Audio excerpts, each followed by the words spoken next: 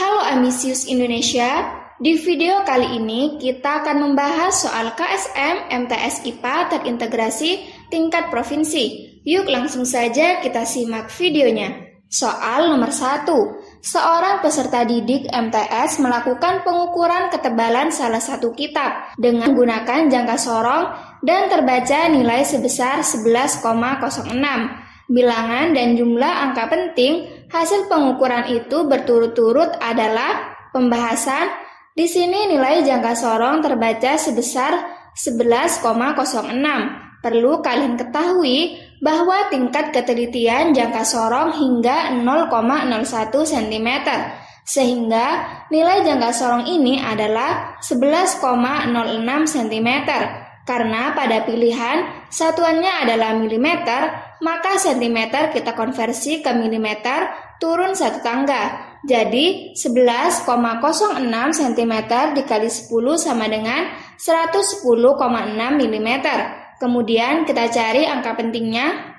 Perlu kalian ketahui bahwa angka selain angka 0 merupakan angka penting. Dan angka 0 di antara angka bukan angka 0 merupakan angka penting. Jadi ada 4 angka penting. Tidak ada jawaban yang benar pada pilihan jawaban. Soal nomor 2. Bus rombongan Rihla Ilmiah bergerak dengan kecepatan 72 km per jam.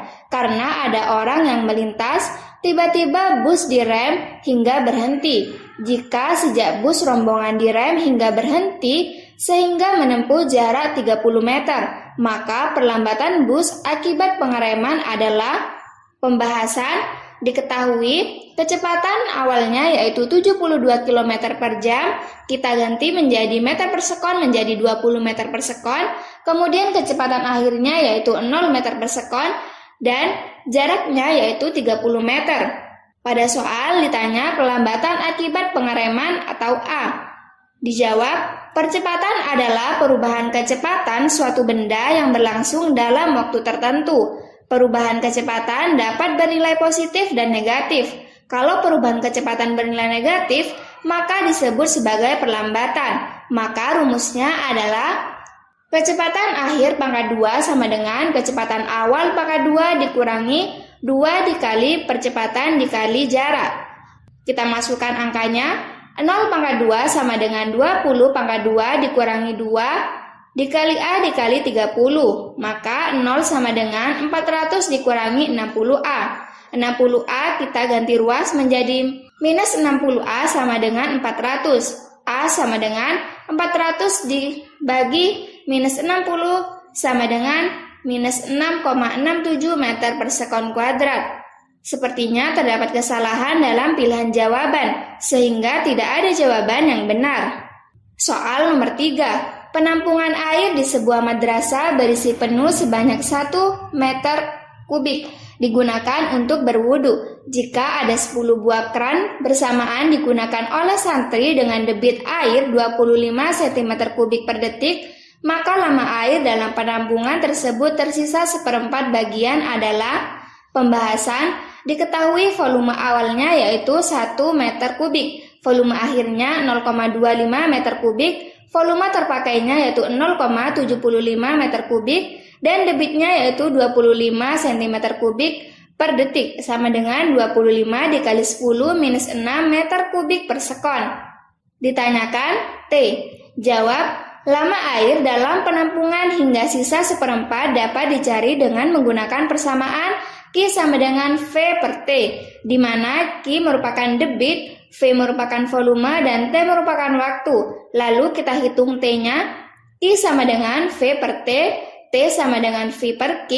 Kita masukkan angkanya, T sama dengan 0,75 dibagi 25 dikali 10 pangkat min 6, T sama dengan 0,03 dikali 10 pangkat 6 sekon sama dengan 3 dikali 10 pangkat 4 sekon. Jadi lama air yang dibutuhkan adalah 3 dikali 10 pangkat 4 sekon. Soal nomor 4. Dan kami turunkan air dari langit menurut suatu ukuran. Lalu kami jadikan air itu menetap di bumi. Dan sesungguhnya kami benar-benar berkuasa menghilangkannya. Quran Surat Al-Mu'minun ayat 18. Perhatikan gambar skema terjadinya hujan berikut. Urutan peristiwa terjadinya hujan dapat disingkat sebagai berikut. Fenomena hujan adalah bagian dari proses terbentuknya air. Saat air itu jatuh ke permukaan bumi, saat itulah disebut sebagai hujan. Sebab tidak semua air yang jatuh dapat mencapai bumi. Banyak di antaranya yang menguap begitu saja. Kondisi tersebut kerap terjadi di daerah panas dan kering seperti padang gurun. Proses terjadinya hujan berawal dari sinar matahari yang membawa energi panas, menyebabkan adanya proses evaporasi. Dalam proses evaporasi, air yang berada di bumi, laut, danau, sungai, serta badan air lainnya menguap karena panas tersebut lalu menghasilkan uap-uap air. Uap-uap air terangkat ke udara dan mengalami proses kondensasi. Dalam proses kondensasi, uap-uap air berubah menjadi embun yang diakibatkan oleh suhu di sekitar uap air lebih rendah daripada titik embun air. Suhu udara yang semakin tinggi membuat titik-titik dari embun semakin banyak dan memadat lalu membentuk menjadi awan. Adanya perbedaan tekanan udara di langit menyebabkan pergerakan udara atau yang biasa kita kenal dengan angin. Angin menggerakkan awan yang membawa butir-butir air menuju tempat dengan suhu yang lebih rendah. Awan-awan yang berkumpul bergabung menjadi awan besar yang berwarna kelabu. Proses ini dinamakan koalensi. Lalu bagaimana butir-butir air yang ada di langit bisa jatuh? Pertama, karena kondisi awan sudah jenuh atau dengan kata lain sudah tidak sanggup menampung air.